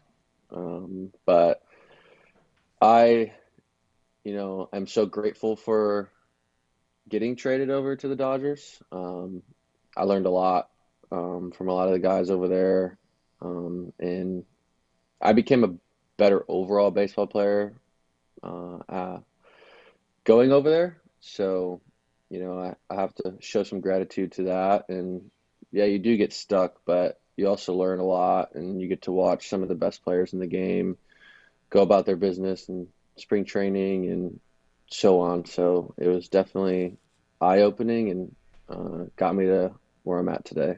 You put up some monster numbers. I gave up some of the numbers, and you're not only just some power guy. I mean, you did hit almost 60 home runs. You drove in 175, 180 runs over 2 years in their system. Then you get selected in something called the Rule 5 draft. Did you have any inkling that might happen? At first, no. There's always a hope because, at the end of the day, like, you just want to play in the big leagues. And I know with Los Angeles, I wasn't really going to get that opportunity unless, some bad circumstances happen to others. And, we never wish that upon anybody. But so once it got close, talking with my agent here and there, and he was hearing some buzz with my name, so I kind of got a little excited. And then when the day came, fortunately enough, the A's selected me and, got the ball going. Well, we're so excited for you to be in the big leagues. Reds are coming out there this weekend. The Reds looked down and out 4 days ago. Then they sweep the Texas Rangers the last 3 games. You guys are wrapping up there in Anaheim. What do you expect in this series? Or what should Reds fans expect to see from the Oakland Athletics in this series? A team that'll never quit. So I definitely, watch the game until the end. You never know what's going to happen, but definitely some good at bats, some competitive pitching, and I think we're headed in the right direction over here. And for us, hopefully this weekend will be a turning point for our team, and to get us going, and hopefully to start a train here for some consecutive wins in a row. Last thing I want to ask you about, and I'm sure you've been asked about this the last day or two, all the talk about the A's not staying in Oakland and all that kind of thing. How much does that trickle down into the clubhouse? We don't really think about it. We're here to play some baseball, we still want the fans to come out all the time, no matter where we're at. So our hands are tied in that situation. And we're just going to go out and perform for whoever's on the front of our chest at the time. And so right now we're performing for Oakland. And if that happens to change, then it changes. But for right now, we're in Oakland and we're playing for those fans. All right, last thing, I lied to you. Is Ohtani pitching today? Yeah, we got Ohtani tonight. Are you in there? Oh, yeah. You ready for that? Oh, yeah. I'm excited for this one, too. So I got to face him once in spring. Had a good at bat, so I'm ready. I'm ready for a few today. Well, we're rooting for you, Ryan. We really appreciate your time. I know you got a bus to catch, and we're really rooting for you big time, man. Congratulations on being in the big leagues, and we'll be watching you over the weekend. Appreciate it, Tom. All right, man. Be well. Ryan Noda, kind enough to join us, and Ryan Noda. And I mean, how cool is that, right? That was really cool, Tom. Yeah. I mean, how cool that is was that? really cool. Knowing that guy is going to be facing Shohei Ohtani, and he was playing for UC. Yeah. Just a handful of years ago. All right, we bring in Tracy Jones because what better segue could there possibly be? Right? Then I don't know if you just heard any of that interview right there, Tracy, with Ryan Noda, played at UC. And today he's going to get a chance to dig in there against Shohei Ohtani. Who was the one guy? I asked him a question. I said, who was the one guy so far this year that you have faced where you're walking up into the batter's box and you're going, oh, my God, I've been watching this guy on television for however many years, and now I'm facing him. He said Jacob deGrom. Who was your guy when you walked up to the plate? It may not have been the first game. It might have been the 10th or 12th game. Who was that guy? 1987, it was Mike Scott. Remember when he was Cy Young Award winner? And he would doctor that ball up, Tom? And that ball was moving in every direction except for straight. I had no chance in hell. I had the golden sombrero. And I actually have that game on tape. And your dad and Johnny Bench are just killing me on it. As far as, Johnny's talking about the golden sombrero. That's 4 times you strike out in a game. And your dad just piles on like he always did, anything to knock Tracy Jones. And he thought that was funny. A golden sombrero, can you believe it? And they forget to mention he had 17 strikeouts in that game. Tom, he was unhittable. I swear to God, I went up there panicking with the count 0-0. I mean, I was like, no way am I going to get to it. And he wouldn't doctor the ball all the time, but on good hitters, he did. A guy like an Eric Davis, myself, Parker, Tracy Jones, Barry Larkin, just to mention a few. And if he wanted that punch out, he'd doctor that ball up and you had no chance. There was another pitcher that he taught how to doctor the ball a little bit. I'm not going to name names, but he became unhittable. He was already unhittable. He became more unhittable.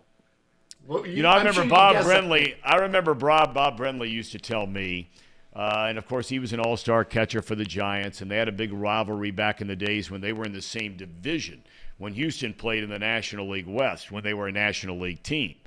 And Mike Scott no-hit them to clinch the National League's Western Division championship, right? And he said that Right. Roger Craig, the manager of the Giants, at least 4 times during the game in between innings, would walk out to the home plate umpire and would hand him like a half a dozen balls. And he says, are you watching the same game I'm watching here about what the deal is with these baseballs and this guy on the mound? They were marked up in the same spot. I caught one of those foul balls in the dugout. Right, Parker was up, and he had like an emergency swing, and the dugout was the third base side, and he just flicked his bat, and there was a one-hopper. I caught it in the dugout, and it had that mark right in the same spot. I wish I could. It was right here. If you can see it, it was right here. It was the same like zigzag. It was two zigzags in that spot. It was crazy. Did you ever talk to guys who would tell you how they doctored the ball? Not necessarily Mike Scott, but anybody. There were other guys doctoring the ball. What would they tell you? They did it with a tack in the glove. That's how they did it. And that was the mark. And I'm just throwing this out. I know Mike was a great pitcher. Whatever. I'm all about getting the edge. But yes, I think they took a tack and put it in the glove, and they just made that mark. And that's what Roger Craig is talking about. It's the same mark in the same spot of the baseball. And to get it to move like that, I mean, think about a guy throwing 94 and the ball's moving all over the place. What was the year that the Mets won the World Series? Was that 86 or 87? 86. 86. Well, remember that game? If the Mets would have gone to the 7th game, they would have faced Mike Scott. They had no chance in hell to beat the Mets. Of course, the Mets beat him in Game 6 and went on to win the World Series. But Mike Scott was so tough. Such a tough pitcher. There is no doubt. That was a series, if I'm not mistaken. You know, a lot of Reds fans obviously remember what Billy Hatcher did in that World Series in 1990. But Billy Hatcher, you know, the foreshadowing to that 1990 series is what he did in 1986 in that series for Houston against the Mets. And Tracy, you know, the Astros had Nolan Ryan and Mike Scott and that kind of, but that rotation for the Mets was unbelievable. It was, boy, you have a good memory because it was unbelievable. You had Dwight Gooden. Yep. Ron Darling. Yep. Sid Fernandez. Who was Bob really Ojeda, good, Sid Fernandez. Very good. And Rich Aguilera was their 5th starter. And then I think you had Randy Myers and Jesse Orozco out of the bullpen. Go ahead. Yeah, good and luck. I think that Bobby Ojeda was their 4th or 5th starter, Yeah. another left-hander. In With that a group. You know, he was the only soft tosser in that whole group. Yeah. Bob Ojeda one time threw me 10 straight changeups. 10. And I kept, like an undisciplined hitter, I just kept launching him over the third base dugout. It's like, and then finally popped up. But he just kept throwing me a changeup, and I made no adjustment. None. Great changeup. Tell me, I just asked Ryan Noda a minute ago, since we last had you on, the story has come out that the owner of the Oakland A's has bought a bunch of land not far from the Strip over by where Allegiant Stadium, where the Raiders play, with the possibility, hoping that they can negotiate some kind of agreement with the city of Las Vegas, the county, the state, whatever it is, and the A's move there. He said that the players really don't talk much about it. They're just out to play baseball every day, and he's a young guy. It's his first month in the big leagues. Look, you never played for Oakland, but you played in Oakland a lot. I'm not surprised, knowing everything going on, that the A's are going to be leaving there, right? The place is a dump. Oakland's a terrible place. When we played the Oakland A's, we stayed, and you know this, Tom, we stayed in San Francisco and bussed to Oakland, right? Because they felt it was dangerous for the players to be downtown Oakland. I told you when I was on the train, I said it a couple of weeks ago, when we had that train trip, and we went by Oakland A's ballpark. I mean, they've got homeless shelters all around the ballpark, right in back of the fence, along the railroad tracks. Oakland's a terrible, terrible place. And I think Las Vegas is going to be great for the A's. The number one attendance that people go to is AAA Las Vegas. So I think they have a pretty good base. You'll get some people from Los Angeles going to see Oakland. So I think it's a win-win. Well, you know, the thing is, though, they're talking about, and what's amazing about Las Vegas doing so well with their AAA attendance is they're playing outside. And Las Vegas is not a hell of a lot different than Phoenix in the summertime. I mean, can you imagine playing Major League Baseball outside in Vegas or Phoenix, where the first pitch on a 6, 7 o'clock game, it's still 102, 103, 104 degrees out there. They're gonna build for a Major League team. They're going to build a retractable dome. The last time I went to Vegas was in the middle of summer. I think it was right there in July, into July. I was staying at the MGM Grand, the private pool area, of course, clothing optional. And it was 115 degrees. The water was so uncomfortable that you couldn't even go in the water. That's how hot it was in Vegas. I think you make a good point. I think it has to be a retractable roof. Don't you think? Well, yeah, and I think that's what they're looking at. I was surprised, though, and maybe I shouldn't be surprised. If I remember what I read correctly, it was going to be a retractable dome, but it was only going to be about 37,000 seats. I like that. I like small, cozy ballparks. I'm sure they'll have a lot of suites, right? Kind of like. Well, that's where you would sit. You wouldn't sit, down with the ham and eggers. I mean, Casey and Paul would probably be sitting somewhere in left center, maybe second deck and left field. But if you're going to a game in Vegas, I mean, when you come to Vegas, that's like, it's like Elton John coming in to do a week worth of shows or Garth Brooks or somebody. You're sitting in the suites. You say that, and you're trying to make fun of me, but I went to a Raider game. And listen to this, Tom. My buddy's Mark Bedane, who used to be the president of the Raiders. So actually, I went in the club box and watched the game with some, kind of influential people, and actually went to a private party afterwards. So yes, I'm very familiar with that treatment. And I really think, and this is just a rumor, and don't quote me on this, but they're thinking about having people sit according to zip code in Las Vegas. So if you're from Somerset, you would sit, closer to the field as compared to downtown Vegas. That was just a rumor. That's been floated with the Reds as well. Well, you were the one that actually floated that, if I'm not mistaken. You and Richard from Indian Hill, and you shared that on this program, but it's been a long time. For those of us who are new to the chat and new to the program, I mean, what is your thinking behind that? Well, just you want to be comfortable with people and have things in common when you sit next to someone, right? I mean, could you imagine a person from Bellevue like myself sitting with someone from, let's say, Norwood, or let's say Terrace Park or Mason? We would have nothing in common. See, but if you sit next to someone like from You can't even say this with a straight face. Let me throw Anderson in there, too, on the Terrace Park. All right, okay. But, there's a little truth to it, a little bit of truth. The FQI, right, Tom? Well, explain that again, please, because I think this is, AI is coming into the world now, right? I mean, there's a lot of stuff going on out there, and, this index of yours is perhaps food for thought for some. Right, because it's not how many fans you bring into the ballpark. It's the quality of fans. You don't want someone that's, coming in and, they're going to get the $2 hot dog, which I think brings the FQI down. You want someone that's going to roll it out, unlimited liquor, get good meals, and spend some money. You don't want just I hate to say this, use that expression, the ham and eggers, because let's say the ham and eggers go to a game. How much are you really going to spend, boys? Guys, do you guys want to answer that question? You've been to games this year. Paul, you used to go a lot.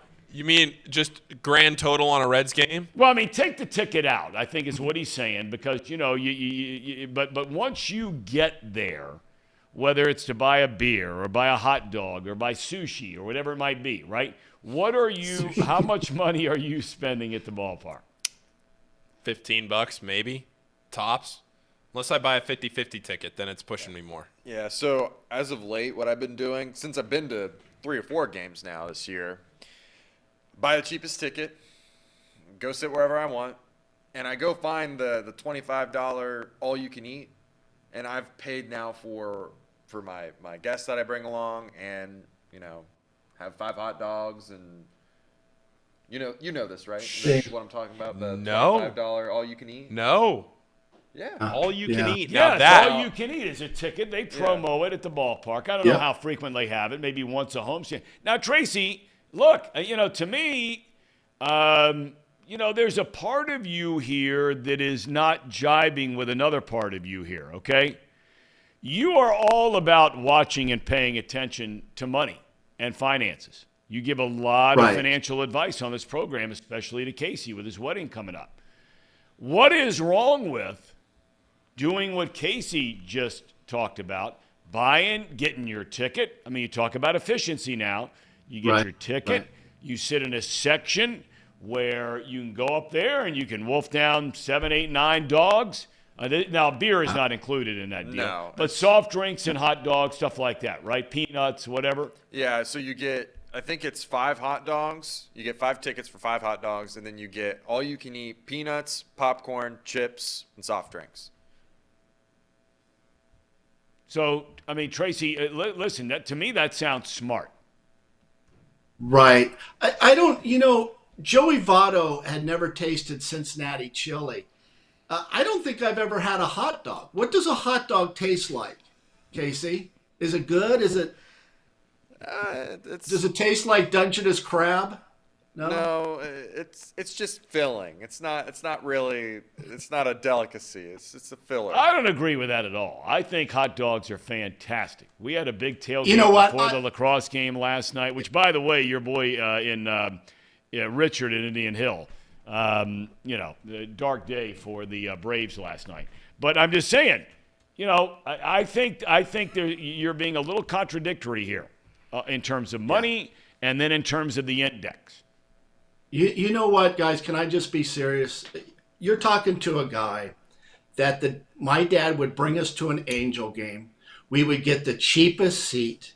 We would share a 12-ounce Coke and a bag of peanuts. Please. We would get no extra, no, souvenir. Always wanted a souvenir. Listen, it was very sad. But Casey, I agree. 5 hot dogs and the bag of peanuts. I mean, how can you not watch a game or watch it without peanuts? Love peanuts. I love peanuts too. I have no idea how you could do that. Alexandria jumps in the comments today and says, Casey just made reference to these friends of his that he buys tickets for that includes the all-you-can-eat. His bride-to-be asked the question, Casey brings all these guests to Reds games, but has yet to take me to one. Oh, so sad. Casey, you better get it together. Your marriage ain't going to last 2 years. You have to have something in common. I thought you guys, Alexandria, liked your baseball. I thought that's something that you had in common. And you haven't taken her to a ball game? You are a selfish bastard. Keith says in the chat, Casey, welcome to the doghouse. Get used to it. I took her to pretty much, I can't say pretty much. I did take her to 2 football games last year. One was a playoff game. Oh. And then this year I've not taken her to a Reds game because she would much rather go to the Reds game for the zoo night. Well, they have SPCA Cincinnati night, too, down there. Or the dog, or that. Bark in the Park. Bark in the Park. Right. Which I will probably take her to that. And Keith adds, the couch will be made for you when you get home. Tracy, you ever been put out on the couch? Danae just says, out to the couch. Absolutely not. And I'll tell you why. I never, and here, this is all seriousness. This is one of those serious points where I'm going to give you some really good advice, Casey. Ooh, all of you listening here. to. Here we go. Dialed in. Now here we go. And my dad taught me this. Here we go. Write it down. Don't ever go to bed mad at each other. That's a very good one. That's a good one. And I'll tell you what. If I go to bed mad, we're going to continue this tomorrow. And then the next day and the next day. Because I don't like to fight. Believe it or not, I don't like to fight and argue. But if you want to fight, I'm pretty good at it, and I can argue, and I can say some things that I end up regretting. But my wife and I, believe it or not, I bet you I've gone to bed in 20 years, maybe twice mad at her and mad at each other. But that's a little secret. Tom, you agree with that? Well, I mean, well, yes, I agree with it in theory. But, I mean, there's a big difference between theory and practice, right? I think it's pretty easy. I mean, someone's got to be the bigger person and say, hey, listen, let's talk about this tomorrow. Let's resolve it. I love you. Good night. Isn't that a little too mushy? But that's what. No, I think that's. I always find that is very good. My wife always ends up apologizing to me. I don't know why she does that. She knows how to manipulate me. It's incredible. She apologizes. Wasn't even her fault, but she knows once she apologizes, then I apologize, and then I end up buying her something. Like a purse. Travis NDA says, I once took an ex-girlfriend to bark in the park. She wouldn't stop howling. that I bet you she was a slump buster. Oh, my God. I'm talking about his girlfriend. Yeah, well, yeah, I'm sure. All right, look, here is one question, though, I want to ask you. This is a two-parter. Is it safe to say when you're a Major League Baseball player, because I heard this debated somewhere yesterday, is it safe to say that when you're a Major League Baseball player, you like playing in front of big crowds and you're energized by big crowds in your home ballpark? Is that safe to say yes? Right. I would agree. I would agree with that, 100%. All right. Then what do you think how do you explain how well Tampa Bay does with virtually no one there in their ballpark? Well, I think it's got to be pretty disheartening for teams to come into a ballpark and play in front of that few of fans. I think Tampa Bay, that organization, last time I looked, they were 20-3, Tom. They're 20-5. They've had their first 2-game losing streak. But yes, I know what you're saying. And as far as the highest person on the payroll makes $7 million.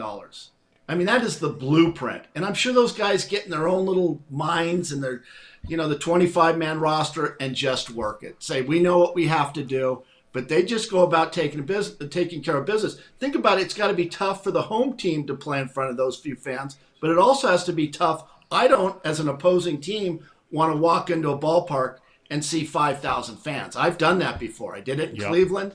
Did it in Atlanta when they were bad teams. Yeah, it's really tough. So I think they're just used to it. Okay. I'm talking about Tampa Bay. Because the Reds, the last 3 days, they had 8,000, 10,000 yesterday. And, they take it to the Rangers.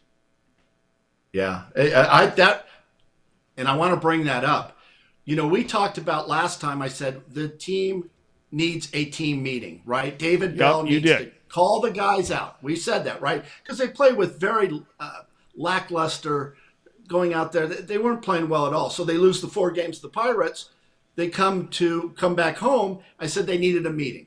They need to have team meetings. You said that David Bell would not call a team meeting and call out players, and you were exactly right. However, they did have a team meeting. I don't know if you guys touched on that. It was Monday afternoon. It was a players-only meeting. And so that obviously got players' juices going and played a lot better in that series against Texas, which was a big surprise. I was a little shocked they played so well. Well, I am too. I was also surprised, though, that Texas, for a team that thinks they're going to be a contender, has the bullpen they have. We've been raking the Reds' bullpen over the coals the very early part of this season. I think they're down in the top 3, 4, 5 in the National League now in terms of ERA. But Texas, they're not going to win anything with that bullpen. They got no chance. You're throwing 3-2 breaking balls, Tracy. 3-2 breaking balls, leading by a run with 2 outs and the bases loaded in the 8th inning. You walk Ridiculous. in 2 runs, and you're throwing 3-2 breaking balls.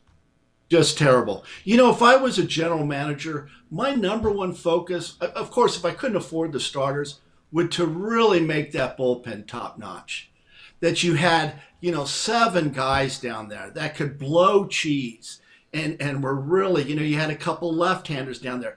I'm thinking if you are a starter, you should be able to get 5 innings, don't you think, Thom? Twice through the lineup, and then turn it over to the bullpen and let them go through. I mean, you've got to be able to have the bullpen pitchers. And what's really turned it around for the Reds is they've gotten pretty good bullpen, right? Yes, Since the first couple of weeks. Yeah, really, So it really good. is. It's a positive.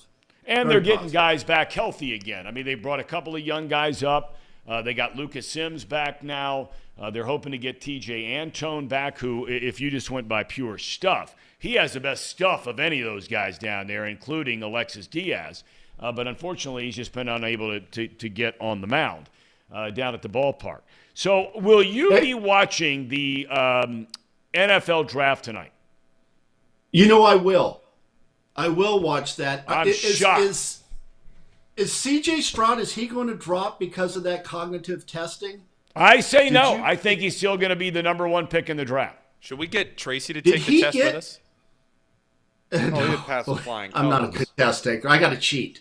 I always sat next to the smartest guy and cheated off them in high school and college. But did he really grade an 18? It's one of those where the story has kind of leaked out. I don't know, because ever since then there have been stories that have come out that are saying this is inaccurate, it's not true, it was this, it was that. I don't think the only people that know are the people that know. But here's the deal with that. You go ahead. No, here's the deal with that.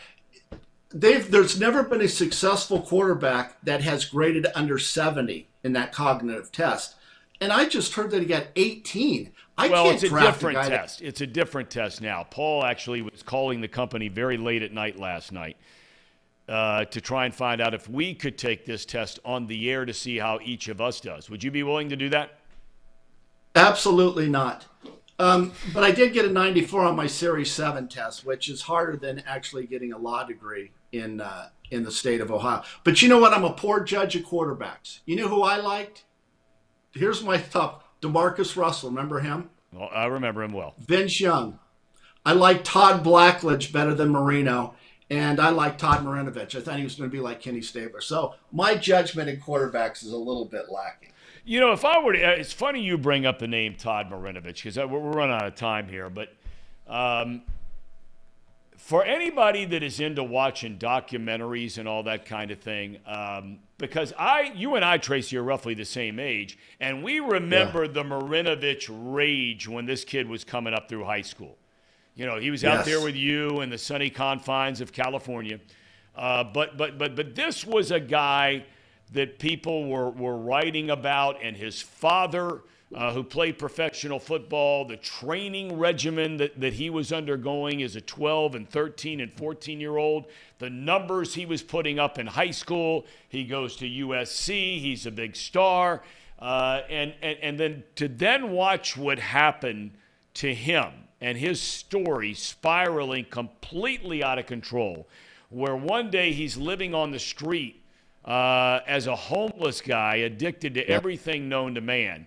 It is one of the most incredible stories that I have ever read or watched.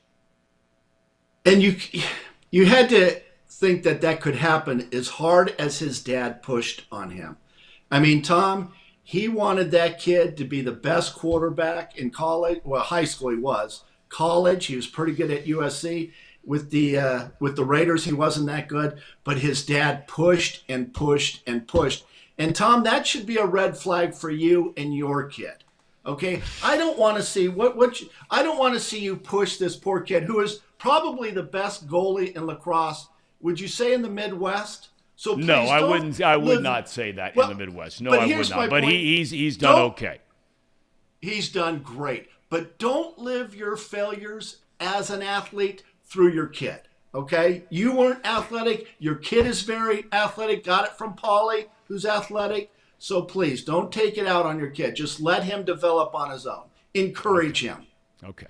Todd Marinovich was a 24th pick in the first round out of USC in 1991. He's now 53 years young and lives in some place. You would know where this place is.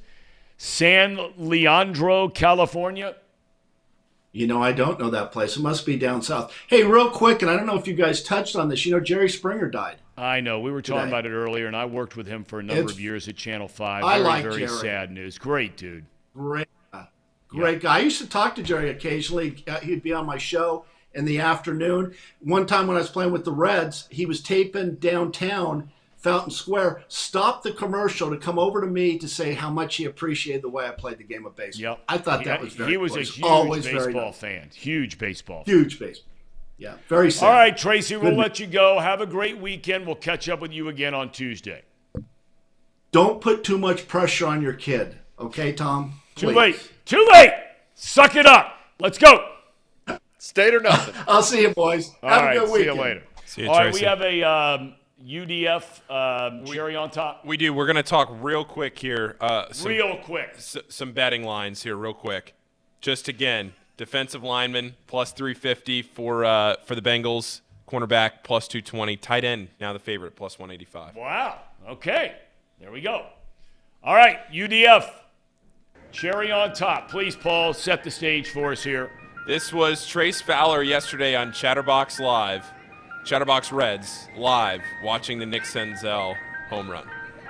So walk it off. It's going to be a big hit. Get up! Get out of here! Get out of here! Talk to me! Talk to me! Chat, you told me I was stupid! Nick Senzel, baby! Nick Senzel! Hit a home run before Jake Fraley. I didn't forget. I made the poll. I seen all you losers. I seen you. Talk to me, Nick.